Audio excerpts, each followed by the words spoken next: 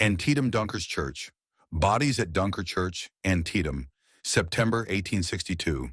The bloodiest single day in U.S. history. The church, destroyed by a 1921 storm, was rebuilt for the battle's 100th anniversary in 1962.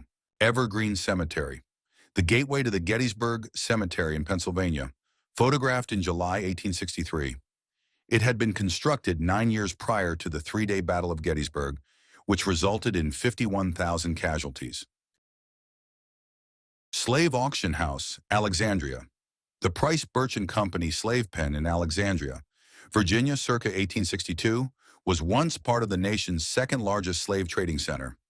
Abandoned when Union troops arrived in 1861, a slave was reportedly still shackled inside. Today it is the Freedom House Museum. Federal encampment on the Pamunkey River, Cumberland Landing, Virginia, May 1862. The Army of the Potomac, the main Union force in the Eastern Theater, launched its offensive against the Confederate capital of Richmond by moving its forces to Cumberland Landing in 1862. U.S. Capitol. Confederate Captain Henry Wirz, in charge of Andersonville Prison, where 13,000 Union soldiers died, was executed in Washington on November 10, 1865. The Capitol's Iron Dome, built during the Civil War, is now being restored. Arlington House. Federal General Samuel P. Heintzelman and his staff at Arlington House, Virginia, circa 1862. The house was home to Confederate General Robert E. Lee for 30 years before he left for Richmond at the start of the Civil War. It now serves as a permanent memorial to him.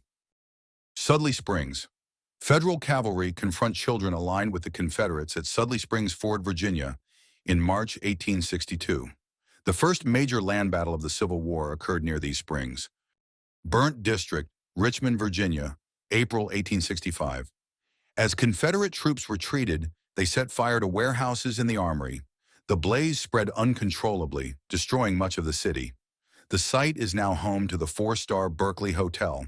Fort Sumter with a Confederate flag, South Carolina, April 1861.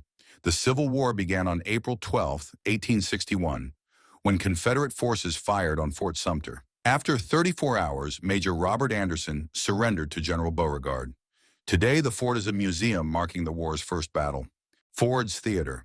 John Wilkes Booth photographed the President's box at Ford's Theater during Lincoln's assassination in 1865. The theater closed for over 100 years, reopening in 1968 as a historic site in active theater. It still hosts shows and draws visitors to where Lincoln was shot. Brompton Oak.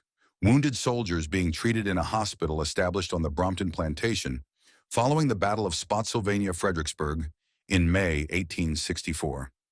Over 50,000 men lost limbs throughout the Civil War. David R. Miller Farmhouse. Despite some of the fiercest fighting of the Civil War taking place around farmer David R. Miller's property on September 17, 1862, his house and barn were surprisingly spared from significant damage during the battle. Gettysburg, Sheed's house on Chambersburg Pike. When Union lines broke on Seminary Ridge at Gettysburg on July 1, 1863, several Federal soldiers took shelter in the home of Carey Sheds, which had been operating as a private school since 1862. Cedar Mountain, Union graves on battlefield. Union soldiers stand by comrades' graves with Cedar Mountain in the background. This cropped photo by Timothy O'Sullivan shows the August 9, 1862, battle near Culpeper, Virginia, which ended in a Confederate victory. Brandy Station, Farley Plantation Mansion. In the winter of 1863-64, Union General John Sedgwick set up headquarters at Farley, the plantation home of Dr. William Welford in Fredericksburg. A Matthew Brady photo shows Sedgwick and his staff in front of the house, which is now privately owned.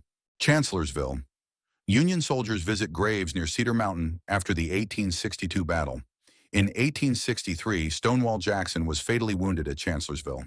In 1866, George Oscar Brown photographed the site during a U.S. Army medical expedition. Burnt District in Richmond, Virginia, April 1865.